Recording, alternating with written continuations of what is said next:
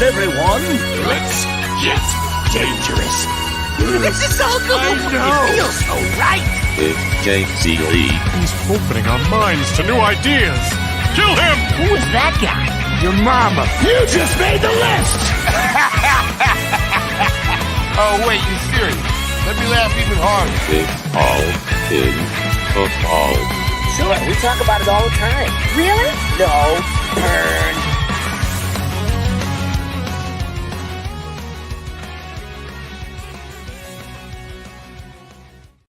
What is up, you ducks? Welcome to the recap of the weirdest NFL draft first round in history. Not only the weirdest, the most insane, the most offensive laden. We say 23 out of the 32 picks are offensive players.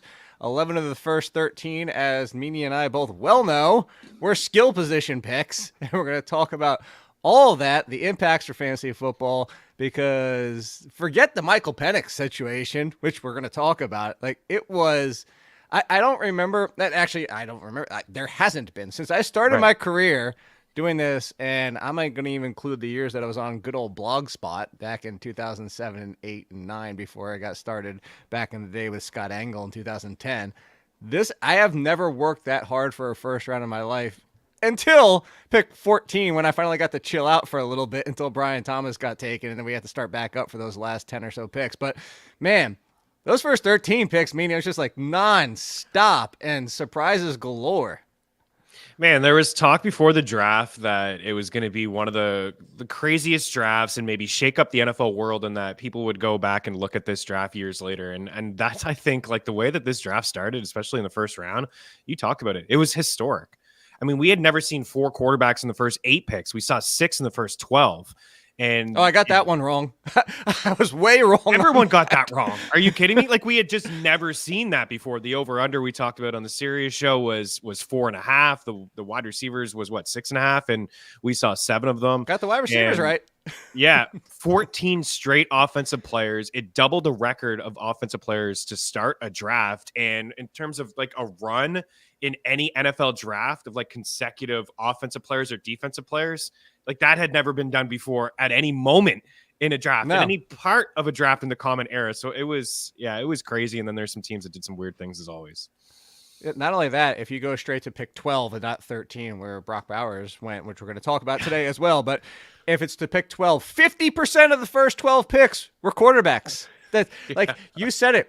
I was saying this to my buddy who was sitting here last night, who we didn't get to talk a lot through the first 13 picks. Of course but not. This is going to be a trivia question draft. This is going to be future years, like 10 years down the road. It's like, this is the latest a defensive player has gone since 2024. This is the most quarterbacks since 2024. This is like, everything's going to be since 2024. And kudos to Latu. Like, we're talking about 2 years ago, this guy was supposed to end his career and not play football again, like, was suggested to medically retire. And now he's the first defensive player. There's another one you can remember. Yeah. Who was the first defensive player taken in 2024? And it was Latu. It's Latu, right? I don't know, Latu? Yeah. I don't even know his first name. Yeah. Like, I know his last name was Latu. It was Latu. Latu. The value, not just with the Colts. I don't want to talk about the value. I don't want to talk about it because your stupid Eagles were gifted another player. The 49ers were gifted another player. Like, I don't want to talk about the stupid value. Those things did happen, yeah, because of the aggressiveness with the quarterbacks and all the offensive players. But even Dallas Turner, like, I thought Minnesota were big winners, right? They didn't have to trade up too much to trade up one spot, get their boy JJ McCarthy, but also getting Dallas Turner. And then Jared Verse falling to the Rams. There was a lot. I mean, of course, the Eagles. There was support. You're right. There was reports that they were going to trade up to get a corner. They had their pick of whatever. The Lions corner traded that they back up to get some people's consensus number 1 corner, whether it was Mitchell or Arnold, and they said, I mean, you're talking about the fact that Jags. Forget it. Like Nate Wiggins. It's like, did the NFL give up on just trying to defend wide receivers? I tweeted that out last night. It's like, this is just like the corners weren't even going. Like, your Eagles were the first ones to take a corner. This is the NFL where everybody's got 3 wide receivers now, and nobody wants to draft corners. Like, I was like, I never would have imagined that they would have had the chance to draft any of the, like, to go with Mitchell or to go with Arnold.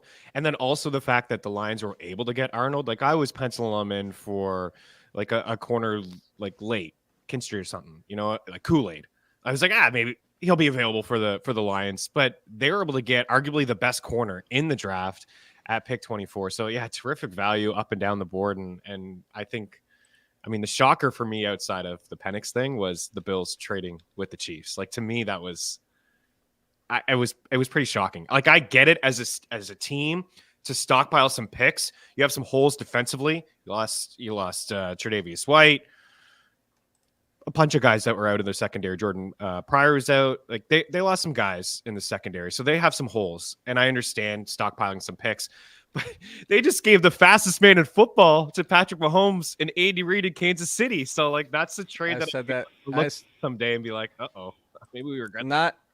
Not to like basically kind of like be like, oh, you know, I tweeted that out last night, but I said, you know, it was actually really good value for what they got. It was. So they turned a fourth rounder into a third rounder, and the hit rate for third rounders is better. But I even said this. This is my tweet. I said essentially turned a fourth into a third, but the cost of letting the Chiefs get Xavier Worthy will be greater. Like, that's this is the team you've been fighting for the past 2 years to get to the Super Bowl, to be the AFC champion.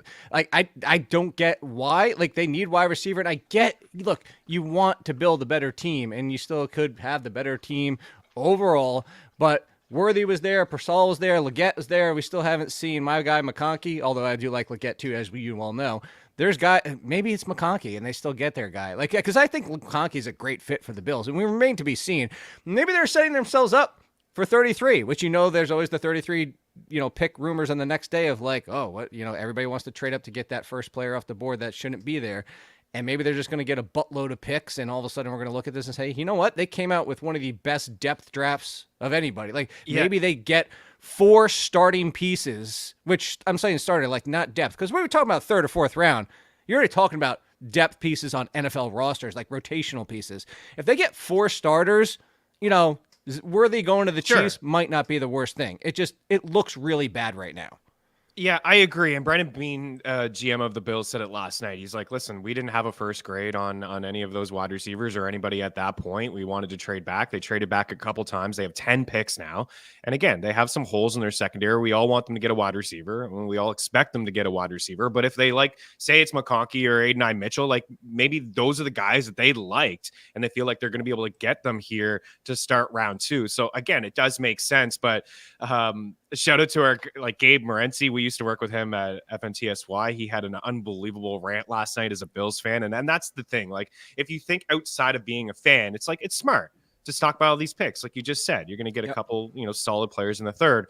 But at the same time, Bills Mafia, I know a lot of them that are they're just pulling their hair out today because they traded back years ago with not too long ago with Kansas City. And guess who the Chiefs took? Patrick Mahomes. Guess who the Patrick Mahomes owns? The Buffalo Bills. And you've had so many heartbreaking losses to the Chiefs over the past couple of years in the playoffs. And now, you know you're going to go up against them again in the playoffs, and it's going to be Xavier Worthy. And what's one thing the Chiefs lacked last year? They had no explosive plays. It was a very different offense. It was a mediocre offense, and they ran a lot of screen passes. They'd have nobody that could catch passes. And now all of a sudden, you know, I don't view him as like John Ross. Like, oh, you know, John Ross is fast. Like, I think he's got way more to offer, than John Ross. Deshaun Jackson's a really good comparison.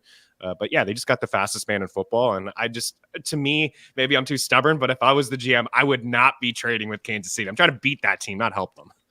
It's kind of one of those ones where you see how often do the Giants trade with the Commanders or the Cowboys or the Eagles with the Cowboys often. And it's just because that's the worst thing is if you are wrong, the last thing you want to do is be wrong to the team that you're trying to beat. Like, this is what hamstrings. Like, I will say this. Yeah. I'm going to continue. Like, I'm going to be apologetic for teams today. I'm not singing "Let It Go" because the Giants didn't take Jaden Daniels. But what might shock you is I'm actually going to spin positively what happened with the Giants. We'll get to that in a second. But I'm trying to be more positive today. I don't know whether it's just that was a really exciting draft night, but I don't know if this positive Jake is. I don't know if somebody else is in my body. Man? I had a dream.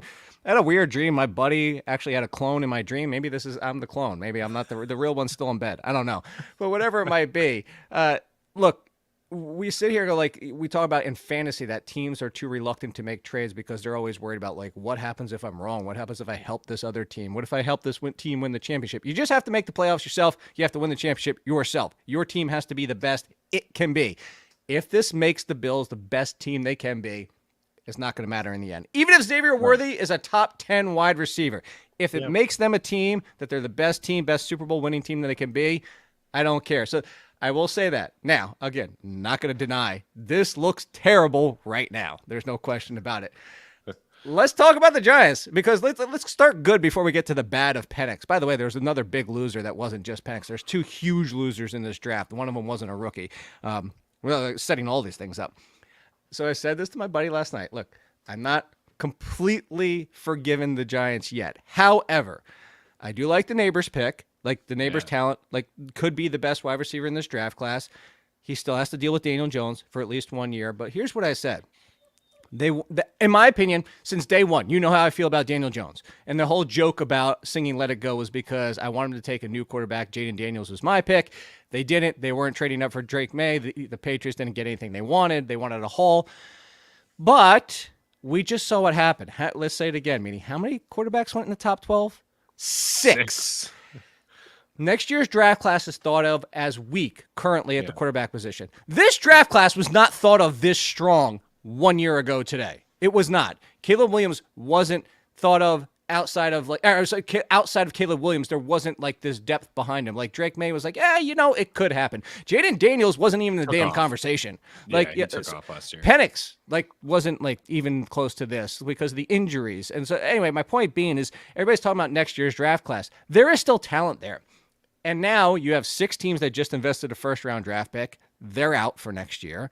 You have the 90% of the rest of the teams probably aren't thinking quarterback next year. If there's 1 year to be set up where it's like, hey, we have to dive back in a quote-unquote weak class, the Giants, if they do their quarterback situation next year, they might be in a good situation because many teams aren't looking. And that's all. To try and positively spin the Neighbors and they didn't get a quarterback pick, I think they might be able to get their answer next year because there aren't a lot of teams looking.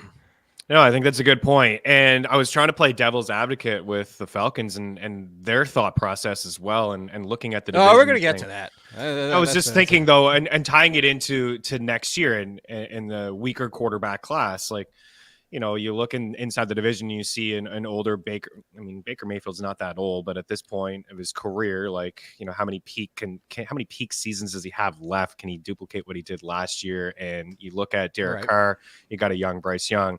So I was thinking that they were just, hey, you like this guy?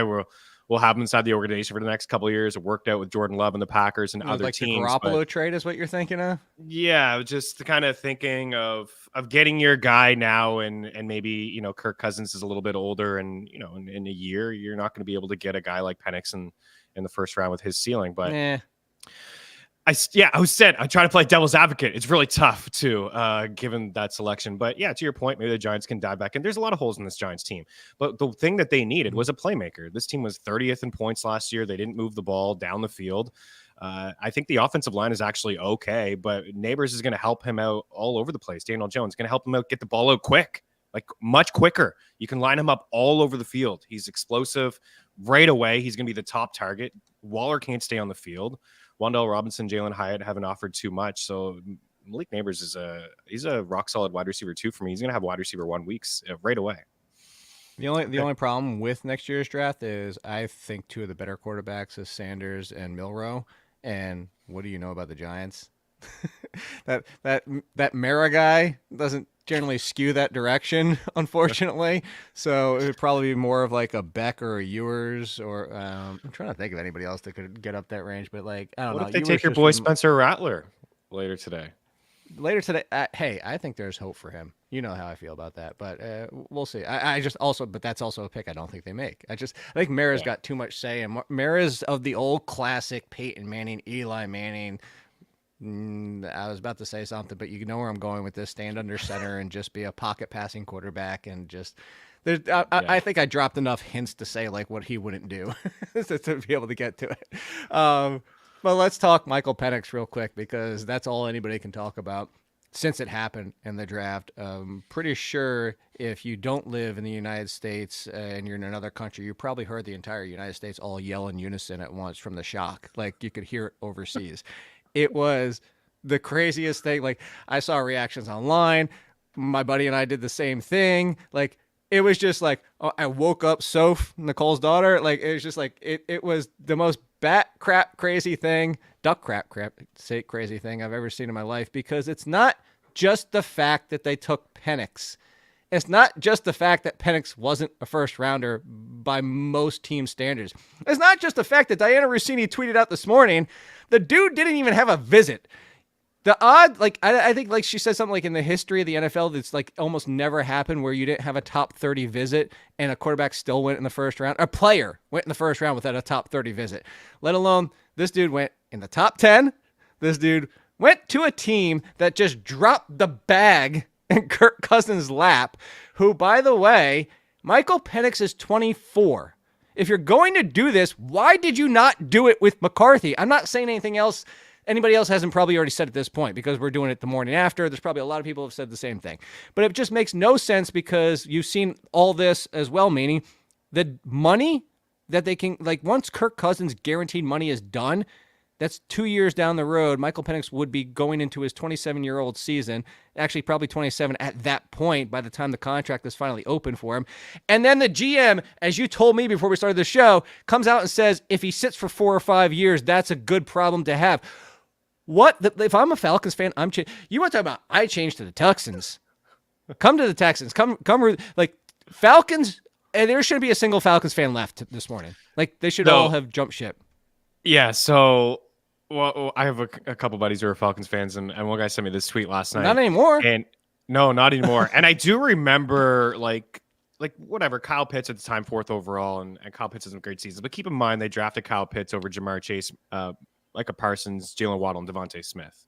If that wasn't enough for you, the following year, Drake London over Garrett Wilson, or a guy like Kyle Hamilton. And I know a lot of teams miss on Kyle Hamilton, but the guy looks like he's going to be he's already a stud. And then this year, like, he sent me something else about Jalen Carter over a running back, but Bijan Robinson's fine. They just misused him. But this past year, drafting like this yesterday was absolutely shocking. It was surprising. And to hear what you said, that they didn't even have any talks with him. Yeah, I mean, I don't even know what else to add. You know, handing all that money to Kirk Cousins, and I get it. He's coming off the ruptured Achilles and he's 36, but also Michael Penix Jr.'s had a lot of knee injuries already over the course of his career. You mentioned he's going to be, 24 in a couple of days. And then this quote, I'll read it. This is from Mark Raimondi, who covers the Falcons from ESPN, and he's talking about Terry Fontenot, who's the GM here of the Falcons. And the quote is, if he sits for 4 or 5 years, that's a great problem to have, because we're doing so well at that position. The full quote: if you believe in a quarterback, you have to take him. And if he sits for 4 or 5 years, that's a great problem to have, because we're doing so well at the position. So it's as simple as, if you see a guy you believe in at that position, you take him. This is crazy. And Ian Rappaport talked about it, I think about 2 hours before the draft, that there were some rumblings that the Falcons were interested in Michael Penix Jr. And I thought the guy was just batshit crazy. Off his rocker? He's drunk. I was like, there's no chance. That's not happening, right? No, trade back a little bit. Read the room. Or take McCarthy, to your point, right? It's very, very shocking. I wonder what Kirk Cousins thinks. When do we see Michael Penix? He's going to hold a clipboard for the next 3 years in Atlanta, and then at that point, he's going to be 27, 28. It's rough, man. Rough pick. Well, so weird. I mean, and that's the thing is, like, if you're going to do this, if you're going to sit for potentially 3 or 4 years, why? Like, the difference is Aaron Rodgers was 21, 22, 21, 22. 22. That's what I'm saying. Like, Rodgers sat for 3 years. But he was 25 when he was. Penix is 1 year away from Rodgers sitting 3 years. Like, right. At the time, I hated the Love pick, and I think we both did. We were doing shows together, but he was young. He was young, and it was near the end of the first, and it may have looked like a reach, and now it looks like it's going to be okay. But it's the age difference. It just, like, if Penix was like 2021, I would again. Get this why didn't you just take McCarthy? And I'm not even the biggest. You know this. I'm not the biggest McCarthy fan. But he is a winner of his landing spot. There is one other huge loser, in my opinion, and I feel bad for him because I loved him from Notre Dame. Pour one out for Michael Mayer. He is Michael Penix's big loser number one. I'm not saying this for Penix. Like, Penix is in a bad spot for himself. Like, now he's got to wait years unless Kirk Cousins gets hurt, and there's also no guarantee that he's immediately going to beat Taylor Heineke, given Penix, his concerns of throwing over the middle, his concerns of his injury. By the way, this dude is not going to run also in fantasy, even if he was the quarterback. So that hurts him in fantasy for what we're talking about. But anyway, huge loser on his landing spot. But the other big loser is the person that came in to ruin the value of said previous player, is that Michael Mayer didn't hit as a rookie as many, including myself, hoped. Actually lost some snaps to Hooper on passing downs towards the end of the year. And now you bring in Brock Bowers. And, man, I did that. Somebody was like, well, what do we do with Michael Mayer now if you own him in Dynasty? And it was that gif of the guy like joking about jumping off the railing and drinking the Clorox. And like, that's just what you do. If you have him in Dynasty, good luck getting a fourth for him. Like, you just might as well hold him. And maybe he gets traded next year because it probably wouldn't happen this year. But he's the biggest one. But those are the two big losers. We know the big losers. In your opinion, there's a lot to pick from. Like, The Athletic was giving out grades last night, and I looked at, there's a lot of A's. Like, there's a lot of teams that just nailed this draft. Like, if we're talking about what we think, obviously, we're going to find out in 5 years that only about 50% of them worked out, because that's what happens in the first round. Maybe this year is anomalous, and it's like 65%. But anyway, a lot of good picks that, like, look good. But for our opinion only, for fantasy football opinion only, who do you think was the biggest? You can say give me two or three, because there's a lot of winners in this draft, but who do you think the biggest two or three winners? Don't say Xavier Worthy. Xavier Worthy, we know Xavier Worthy's in a great spot, especially if Rashee Rice is suspended multiple games. Even when Rice comes back, Worthy could be the number one for the Chiefs, and if he's their new Tyreek Hill and Deshaun Jackson form, we know what that means. So outside of Xavier Worthy, who are your two or three big winners? I have the third pick in a rookie draft, and I have Mahomes, and I might just have to take Worthy. I'm just hoping that Marvin Harrison and Malik Neighbors go 1-2. I'm assuming that's not super flex. No, it's not super flex. Oh, okay. And I'm already set up with Mahomes. If it was super flex, I wouldn't be doing it. But I just hope that because I like Neighbors way more than Worthy. But the fact that I have Mahomes, I may just have to battle with myself. But I think the biggest winners are Marvin Harrison Jr. and Malik Neighbors. Like, those guys, especially Marvin Harrison Jr., we talked about this. Like, he's a freak, of course, for one. And he's in a really good situation right now where he is like the only wide receiver that we can count on. And we've seen some big seasons before from DeAndre Hopkins with Kyler Murray when he was the alpha, a target machine. And that's what I expect Marvin Harrison Jr. to be, just a target monster with Kyler Murray. And Malik Neighbors, again, like, I get it. It's the Giants, it's Daniel Jones, but I don't see a lot of competition in there. I expect him to be stepping in right away, day one, to be the clear-cut option in this offense. We have seen Daniel Jones in the past, like, lean on a wide receiver. It's just what we've seen in the Giants is none of them can stay healthy. There's no consistency. So you got a guy like Neighbors. I think that he's, or like, early projections for me would be a middle of the pack, low end wide receiver 2 to have wide receiver 1 weeks. Other winners, like, I think McCarthy is a big winner. Stepping into a situation like Caleb Williams. Caleb Williams, obviously a huge winner. Stepping into a situation. We've talked about this. I figured it would be outside of Caleb Williams too. Like, this, goes to the Bears. It's obvious. They added Odunze, who's their number 3 now, who steps into. Odunze is essentially 100%. JSN from last year for our purposes. Like, we're thinking about him another year out.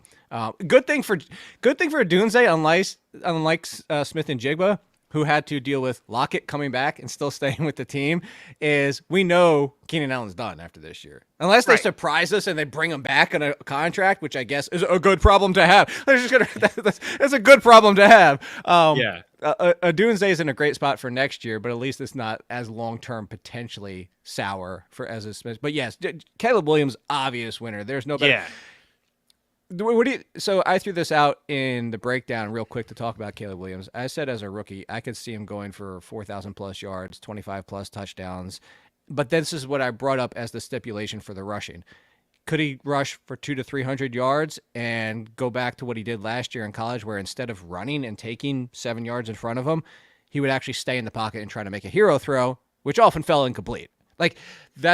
But if the coaching staff encourages him to go back to running more, or even he calls some design plays, we're talking about somebody who could put up 500 plus rushing yards and even call his own name at the goal line, similar to like a Josh Allen. So I actually think there is the potential for Caleb Williams to finish top 10, especially with this team that's now around him. I know we're talking positively about the Bears. It's crazy to think. I still would love to see a little bit more offensive line help. Maybe that happens today because those players fell a little bit more than some expected.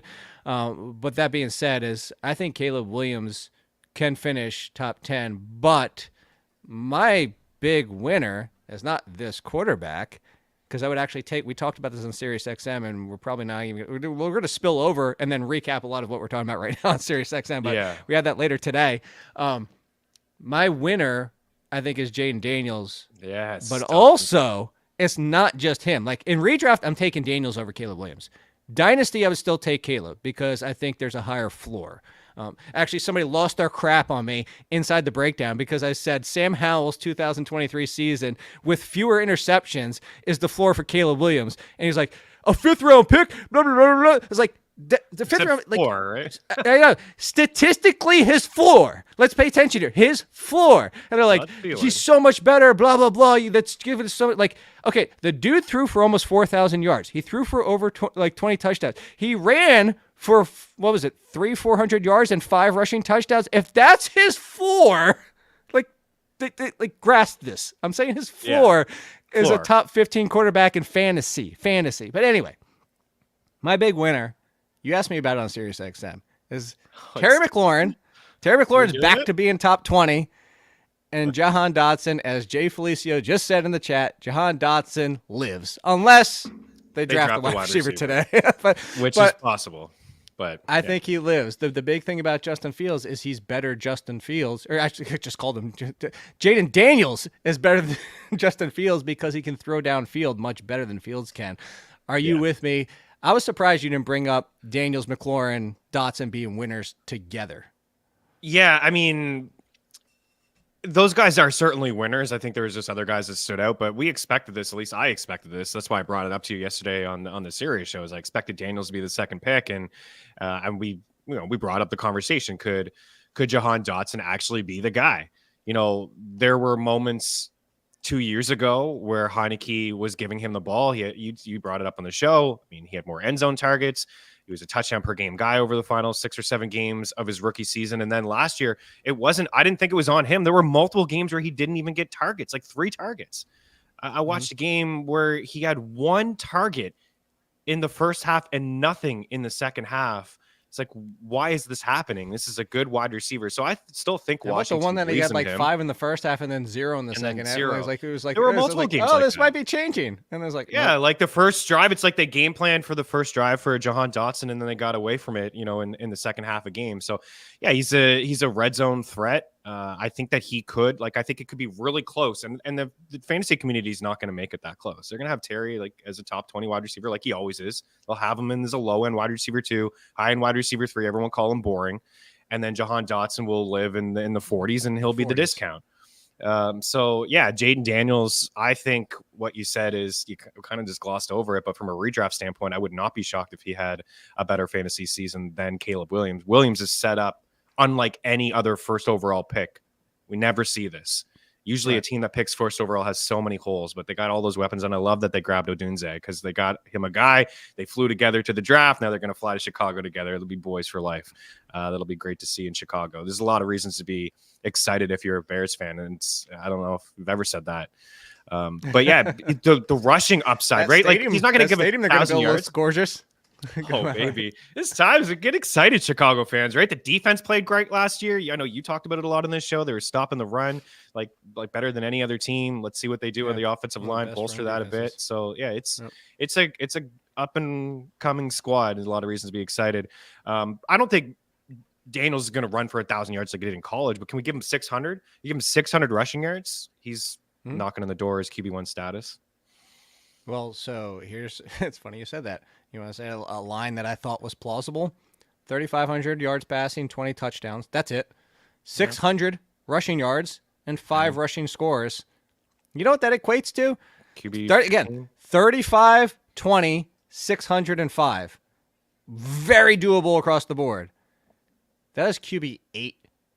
Some years QB 6, worst case QB 9, 10. Wow, that high? Holy crap! It's the rushing, right? The rushing is so it's so key. It's the floor. It's huge, and that's why I go back to Caleb Williams again. Like if Caleb Williams doesn't get some of his running back, I mean 200 to 300 isn't terrible. It's chipping in though. Like if he gets back to stopping making those big plays, like stop being so aggressive with those. And again, I think he's set up to do that, to be smarter. Especially, can you imagine defenses if you have to defend Moore, Allen, Odunze, let's not forget Cole Kmet, and you have all that going on, he gets any kind of protection, there are going to be lanes upon lanes for him to run through. Yeah. Do you think that, I don't know, correct me if I'm wrong, but do you think that maybe he just looked bored last year? Like there was times where I watched him and it was like he had a completion 5-10 yards in front of him. Not even bored. To take like a deep shot. I'm going to go the other way with it. I think it was just kind of like, I can do whatever the hell I want, so I'm going to make plays that people are talking about. Yeah. And that's also why the hero throw came out. The hero throw. And also, USC's defense wasn't great, so it kind of felt like he had to, I don't know, point chasing at times. But, you know, in the NFL, you can't get away with that. You're going to have to take sometimes you just have to take what defense will give you. But to your point, you know, they figure this out in Chicago and kind of, you know, temper him back. But there's nothing like he can do whatever you want. I mean, he can move to the left. He can throw in a bucket. The accuracy, the arm strength. It's exciting. And if the Bears defense is good, then he doesn't have to go point chasing like that. And he can make good decisions. No. 200-300 rushing yards. That'd be nice. So let's run through the rest of these. Drake Maye, I think, is a slight loser just because of his landing spot. You want to talk about one of the potential worst collections of receivers that he might actually have. And now the Giants added that. You can't say the Panthers anymore, just if you talk about their pure depth chart after trading for Deontay Johnson. Like, the Patriots arguably have the worst collection of wide receivers overall. They got second pick here tonight, so maybe they take one. Yeah, they could. They could definitely add, but they could also be patient with Drake Maye. There's a lot of people who think that he was the second best quarterback, but also needed some time to develop a little bit more. Just, I would be hesitant. Super flex, still your third quarterback off the board? Or would you go J.J. McCarthy at this point? Because I'm going to say this. Look, J.J. McCarthy, big winner. Mm-hmm. I am not a J.J. McCarthy fan. I said he's J.J. McHeineke as a joke. Still, Taylor Heineke was a starting quarterback at times, briefly at times, actually in fantasy during those times, quite often top 20. There is only one better landing spot, in my opinion, than J.J. McCarthy, and that was Caleb Williams, especially because they added Odunze. You could argue that Daniels is in there, but I would take the Vikings with Justin Jefferson and Jordan Addison and Kevin O'Connell. Like, if a team is going to get the best out of McCarthy, few better spots realistically for it. So from somebody that's not even a huge fan, if I'm sitting there and there's two quarterbacks off the board, my choice is McCarthy or Maye in fantasy.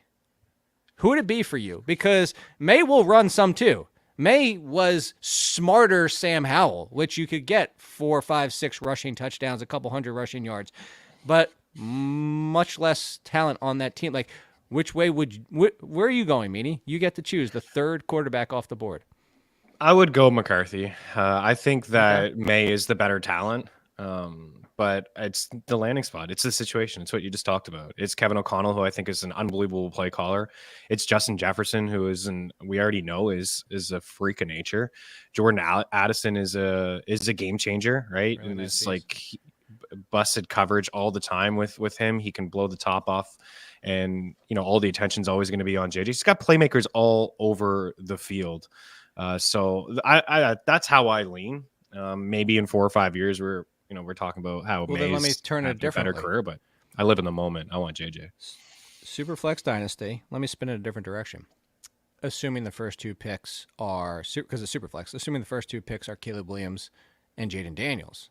Well, let's just say they're both, because this is specifically for this. A lot of people might take Marvin Harrison over Jaden Daniels. But if it's Marvin Harrison versus J.J. McCarthy, are you going Harrison? And then if so, what about Neighbors versus McCarthy? I would like to take those two wide receivers. Yeah, I mean, I mean, in Superflex, it all depends on the context. Pass on Neighbors. That's not a great, it's an okay landing spot, but what if, let me spin in another direction for that one. Again, I talked positively about the Giants, but that's assuming they're at least inside the top 10 picking again next year. If they're not, if they're middle of the pack, and all of a sudden they're picking 17 because they somehow went 8, 9, something like that, and then all of a sudden you're stuck with Daniel Jones for another year, or they're trying to play this find a temporary replacement situation. Like what? Just if the quarterback position isn't better next year, and that's why I would actually go McCarthy and Maye in Superflex. I know, but this is what we have to do. Sure. If you already set up a quarterback, I think you're fine. If you're in a dynasty startup Superflex, 100% agree with you. I think that it should basically Okay. go. Well, then let me Quarterback, I'm gonna force you on this one. So, like, all right, let's see. Super flex. Your choices are Harrison's off the board too. Your choices are Dunze, McCarthy, Maye, in a super flex. Your super flex quarterbacks are. Let's say I got to start with a really good. Give me Jalen one good Hurts. one and give me one. Jalen Hurts, Matthew Stafford career about to be over in a few years. I would take quarterback there. So and I think that's good for most people. Yeah, take a super flex. You're just not going to be able to compete if you don't have. Yeah, everybody wants them. There's always somebody in your league that hoards them. You got 5 or 6 of them.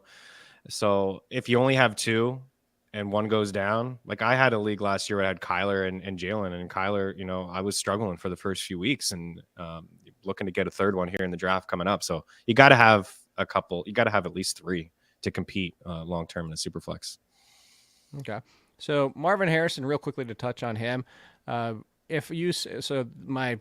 ceiling/floor, my ceiling as a rookie was DJ Moore 2023, which by the way was 96 for 1,364 yards and 8 touchdowns. Top 10. Actually, I think that ended up being like, what was it, 6 or 7 or 8, depending on your scoring league. I said his floor was Chris Olave last year, 87, 1,123, and 5, which is wide receiver 22. Do you think that's fair? 1. And then 2, if you had to pick the floor or the ceiling, which would you pick? I think that those projections are fair. I kind of lean with the ceiling. I think he's a guy that could catch 90 balls. I think maybe I'd give him a couple more touchdowns. 5. I can give him a couple more 8 touchdowns. I gave DJ Moore was the ceiling. Oh, okay. DJ Moore is the ceiling and Olave's the floor. Gotcha. Give me DJ. Okay. maybe the yards. I don't know if it's what'd you say, 1,300? Maybe it doesn't get to the 1,300 range, but I'd say he catches 90 balls and has 7+ touchdowns. Like who else is scoring touchdowns? He's 90. Kyler's good enough. And 7. Yeah, Kyler's good enough to give him 7+ TDs. Absolutely. I'm excited about him. It should be awesome to watch. So we talked neighbors. We poo-pooed the Penix situation. Dunze, we already covered. Jackson Smith and Jigba. JJ McCarthy, we talked about.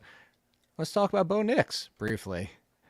So, there's another one. I'll happily be wrong on this one, but I said if you love Kenny Pickett, you're going to love Bo Nix. That's my feeling. That's the very simple explanation and feeling of Bo Nix. Didn't you say that Denver already had this quarterback? They already had a quarterback like Bo Nix. They now have 4 of them. We joke. I didn't think it was going to happen. And we pre-draft. I was like, it would be hilarious if they just drafted Bo Nix. The other part of it was because do you remember what my pre-draft comp for Bo Nix was? It was the good Russell Wilson and the bad Russell Wilson. I was like, he's the good of them and he's the bad of them. Oh, by the way, the Broncos, Russell Wilson. But here's where I'll say I'll happily be wrong on it. According to the reports, now, I like Sean Payton. He likes candy, so I actually like him as well. He follows me on Twitter, so I have to like him. I couldn't say anything bad about him on Twitter. I kind of wanted to last night because I kind of wanted to be like, you know what? If you're going to throw out, you like quarterback blank as much as you like Patrick Mahomes, that guy's name better be probably Caleb Williams and not Bo Nix. If Bo Nix turns out to be Drew Brees, fine. I was wrong. Whatever. But here's the good part about that is he always throws a third of his passes behind the line of scrimmage, so you're already on the Drew Brees path, buddy. Meaney, are you with Sean Payton on this one? I'm with you. I'm not with Sean Payton. I mean, I'm never with Sean Payton. I don't care if he follows me on Twitter or not. I'll tell that guy how I really feel. I don't know. Like I thought that they were going to address the quarterback position, and even though they traded a little bit of capital to get Zach Wilson, I was thinking that maybe they would just do it later. Maybe it was a Rattler. Maybe Nix. I thought maybe Nix would be an early 2nd round pick, or somebody would trade in to the end of the first to maybe scoop him up potentially. But I was more thinking like a team like the Rams or maybe a team like Seattle is just kind of getting ahead of it. And you talked about Stafford earlier and maybe Geno and just having a guy for the next couple of years. But he's going to have every opportunity to start right off the hop because Stidham and Zach Wilson is not it's not a great quarterback room. Don't forget Danucci. So I got 4 dudes there. He's going to be given an opportunity, and I would expect a real possibility that he wins that job, but it's really hard to get excited about him in year 1 from a fantasy standpoint. Like they just moved on from Jerry Jeudy. There's reports that Cortland Sutton wants out of town as well. So there's just not a lot that the Broncos have to offer at this point from an offensive standpoint. So I don't know, go back to super flex leagues. Like, you'll be able to get this guy after all the wide receivers go off the board and RB needy teams. Like, and ahead of Penix Jr. Yeah, Nix is probably end of the first round. I can see that. Yeah. All right, so a few more before we get out of here and wrap things up. We have wide receivers, because like 7 of them went. This is fun. The last ones we haven't talked about, we talked about Xavier Worthy, but right before him by a few picks, I said the Jaguars could do this, and I actually do really like this. I know some people gave this like a C. Some people don't love it because of the value. I actually do. I'm a big fan. I think Brian Thomas most years would have been tier 1. I said he has Nico Collins upside. I think he still has that with the Jaguars. We're talking about the fact that Calvin Ridley last year had 76, 1,000 yards and 8 touchdowns in what was considered a very roller coaster season, and it was. I actually think Brian Thomas can come in and immediately replicate that with more consistency. I actually think that it could take fewer receptions and still get the 1,000 yards. Like, I could see him doing this on like 70, maybe 68, still get 1,000 yards and 8 touchdowns, being more consistent across the entire season. Christian Kirk is fine. Christian Kirk is still going to be Christian Kirk. But I think this just makes Gabe Davis back to what he was with the Bills. A wide receiver 4, up and down weeks. He's going to have a big week, no big. Oh, he's great in best ball, Meaney. And you know it's going to like that. But I think Brian Thomas immediately steps in as the 1 or the 2 and replicates Calvin Ridley. Am I too high on it? Am I just crazy? Am I the high man and drunk on Brian Thomas? I'm with you, but it does seem like, and just kind of, and I don't know too much. I mean, I saw Ratcliffe's projections, and I see some people, talking about this on Twitter. It doesn't seem like people like this landing spot. I love it, and I love Brian Thomas. I'm gonna have a lot of Brian Thomas apparently. Yeah, me and you both, because I think he can do everything. And what I said to you on Sirius is I was listening on the radio this past week on NFL radio, and they had Mike Denbrook on there, who's now the OC for Notre Dame. I said this to you, but I want to say it to the all-in listeners. And he talked about how they used him last year at LSU, and they didn't ask him. That's all anybody says. Oh, he doesn't have a great route tree. He needs to develop it. He only had, runs go routes and hero touchdowns. I mean, he led the nation in touchdowns last year, but didn't ask him to do all those things because they didn't ask him for short intermediate routes. They had a guy like Neighbors. He can do that. He can develop as a wide receiver with expand the route tree. I believe in the talent. I mean, the speed is there. He balled out in the combine. There's a lot that he can do. He's got the athleticism. He's got the length. Hear the term above the rim catches, all that stuff. Like, he can have contested catches. Like, I'm a fan. And I think in a dynasty startup too, like, these two guys are very appealing. The other guy is Trevor Lawrence. Like, these guys are going to be linked together.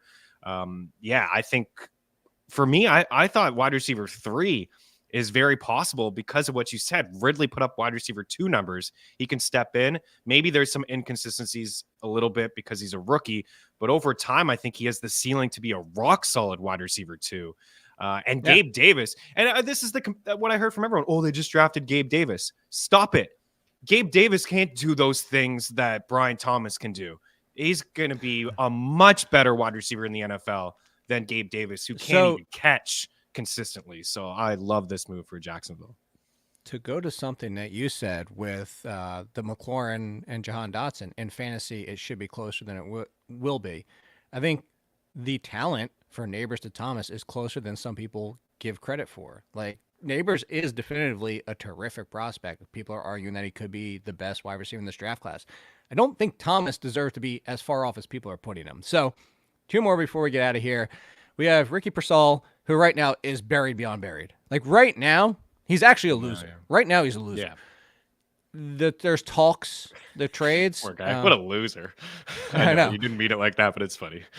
Yes, I do like Pearsall. I do like him. I actually think I actually said he's better Darius Slayton. And he puts up Darius Slayton's numbers, but he's a better route runner, better with the ball in his hands. I think he's but I see like the numbers of 50 receptions, 770 yards, a few touchdowns. Like, that's what I could see.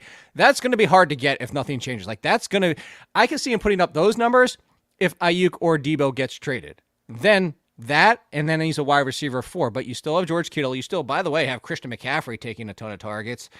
He's going to get his share, but 50 receptions and 700-something yards is doable if one of them are gone. There are talks this morning that Ayuk is still up, but I don't believe the Ayuk thing because we heard the report during the draft last night is they wanted a top half first-round pick. I don't think they're going to say we'll take a top half 2025 speculatory pick for Ayuk. So I think Debo's more in play, especially. I said, I don't know, did I say it to you or was it another podcast? It's like if I was trading one, I would trade Debo because we had this convo. That's the guy to trade. Yeah. That's the guy. To trade. Because of the contract and everything like that. So, and by the way, I think Ayuk knows that too. Because did you see his tweet that it was a fire pick no matter what? Yes. And I also, on the flip side of that, I feel like if I'm a team, I'm only interested in Ayuk. Like I'm not interested in Debo. Like no disrespect, Debo. Just the injuries, the contract. Like I'm not like give me Ayuk or I'm hanging up the phone. So we know that, and that remains to be seen. As it stands right now, redraft probably just completely off the radar. Like you take them late in case somebody gets hurt. Obviously, 12th round pick, something like that. If one of them gets traded, dynasty still a ton of potential value there. But the last one is one of my two, you can call them quote-unquote guys that weren't like top-tier ones. A big fan of Ladd McConkey and a big fan of Xavier Legette. I know a lot of people weren't on him, one-year wonder, blah, blah, blah, all that type of stuff. You got to look at the teams he was playing with, the quarterbacks he was playing with, and just look at what he did. My comp, this is my smash comp. I had a few smash comps, as you know. I called him DK Shaheed or Rashid Metcalf. Now, before everybody thinks that combination means he's the best of both. No, I said it was like slightly lesser Metcalf, but better Shaheed. Like that's why he's a smash together guy. I think the upside for Legette is top 20 talent. He went to the Panthers. Now, obviously, they're trying to help Bryce Young succeed. This is somebody who can have dangerous after the catch, can separate better than probably anybody. No, I'm not going to say probably. Anybody they had before Deontay Johnson. But now you have two really good separators. And this is why, as a quick sidebar, I am buying Bryce Young if I can on the cheap in Dynasty because I'm going to compare this to Josh Allen. And no, I'm not saying Bryce Young's turning into Josh Allen. But what did the Bills do with Josh Allen? They learned from what Cam Newton and the Panthers did late in his career. They said, let's stop giving him 6'4" guys who can't separate, who should be tight ends, who are out of the league in 3 years. Stop with this nonsense. Let's get guys who can separate, who can get open quickly, who can let him be a better quarterback, make decisions quicker. What do we see from Bryce Young last year? Jonathan Mingo can't separate. Terrace Marshall never turned into anything, still hasn't to this point. Adam Thielen, for a while, was separating, and you saw Adam Thielen was actually a top 10 wide receiver to start the season, and kind of tailed off. He can only do so much. He can only do so much. Teams realized, hey, this aging guy who's not even at his peak, like maybe we pay a little bit of attention to him, and by the way, there's nobody else to throw to. They traded for Deontay Johnson. They drafted Xavier Legette, and what do you have? You have the makings of what helped Josh Allen succeed. Again, chill out. I'm not saying he's going to be Josh Allen, but I love some Bryce Young as a buy low, and I really like this landing spot for Legette because I think he immediately steps in as the 2. I think he's better than Mingo, better than Thielen at this point of his career, and I think I'll have some of it in dice. But as it stands, redraft, I still think he's only a wide receiver 5 because it's not like he's going to just push Thielen into irrelevance. Yeah, I had him roughly for like 500 yards and like 4 touchdowns and 50 catches. It's like wide receiver 68, 70. That's funny. I said he could do Josh Reynolds 4,605. Nice. Well, we're on the same page there. I also agree with you on Bryce Young and a buy low candidate, right? I mean, everybody lives in the moment and it's always about what have you done for me lately? And nobody wants this guy, right? They're just like, get him off my roster. Are you kidding me? I watched him play in Carolina. His career's done. It was awful. It's over. He's already busted. Oh, it's over. Are you kidding me? Like, put in CJ Stroud in the Hall of Fame and this guy's the biggest bust of all time. And Bryce Young, can't believe that they messed that up. No, I can't believe they messed that up either. I definitely always liked CJ Stroud, but they didn't put him in a great situation to have success. Like let's be honest, they did not.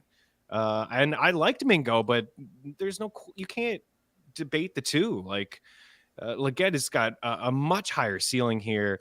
And you mentioned the addition of Deontay, who is one of the better route runners in the game. This guy can get separation. So now you got 2 appealing options for Bryce Young to throw the football to, new offensive minds in Carolina as well. So there's reasons to be, again, a little bit optimistic and move forward here. So yeah, if you need a quarterback, I'd make a call. And just to see if, the owner wants to get rid of Bryce Young. I set this up because this is where I was going next as we get out of here. Would you straight up, you have the pick to take JJ McCarthy or Drake Maye, straight up move it for Bryce Young? Obviously, you could get more. I just want to bring this into the conversation. Like, let's say Dynasty startup. Bryce Young, Drake May, JJ McCarthy. Rank those three. Oh man. I think I would go JJ McCarthy. Bryce Young, and Drake May. Man, why do I hate Drake May? Why do you hate Bryce Young? I don't know. I think he probably has definitely more talent than JJ, but I just broke my chair. Did you hear that? Yeah, I did. It's like, yeah, they broke your chair, that Ray Rice picture there. This is how upset I am about Bryce Young. I just broke my damn chair. Yeah, I do get caught up. Give him some respect, or I'm going to break my monitor next, Meaney. I put him ahead of Drake. Holy shit! I guess I'm just caught up in. I almost fell out of the chair. You don't care. You don't care about my health, Meaney. I almost died. I died. You sit on a chair. All right over there. How many bats did Jake Ciely have last night? He's still drunk there this morning. I can't even put this back together. Look, the get dogs caught care up in the more about landing my spot. health than you do. You're fine. Come here, Barkley. I'm glad you didn't land on one of the dogs. That would have been. I know. Rough. Anyway, what were we talking about as we need to get out of here? I don't know, man. Don't like the landing spot for Brock Bowers. I don't even like. He's a loser too. You really think so? I don't. Yeah. I actually think he can put up. I think he can put up numbers that are inside the top 6 or 7 immediately. Wow. Why is everybody acting like Aiden O'Connell's the guaranteed quarterback? They have Gardner Minshew. Like, yeah, no, I actually expect to see Gardner Minshew. Is Aiden O'Connell's? I mean, he's not great. He went a whole half one time without a completion. I just went to lean. I can't. We need to end this show. We're gonna be on. They're gonna run a lot of 12 personnel. There is what you're gonna see, unless they do decide to move on from Mayer. But I think you're gonna see a lot of 12. I think that Luke Getsy ran a lot of 12 last year with Chicago. I think he's gonna run a lot of 12, and that's meh. Yeah, Gronkowski and Aaron Hernandez. Let's go. No, not that good. Trust me. We'll be live on Sirius XM at 2:00. I don't know about my chair, so but we'll be there. No matter looks like I'm try. I know. I guess I'm going to the store today, everybody. We'll see you on Monday. By the way, Monday, 10 a.m. No Meaney. Yeah, I'm going to give them a day off because we're both going to have crazy weekends. But I'll be here with Ian Harditz, special guest, to break down more of rounds 2 and 3 and everything, and more winners and losers. And if you're around and listening right now, this afternoon, 2:00 on Sirius XM with a broken chair. Bye.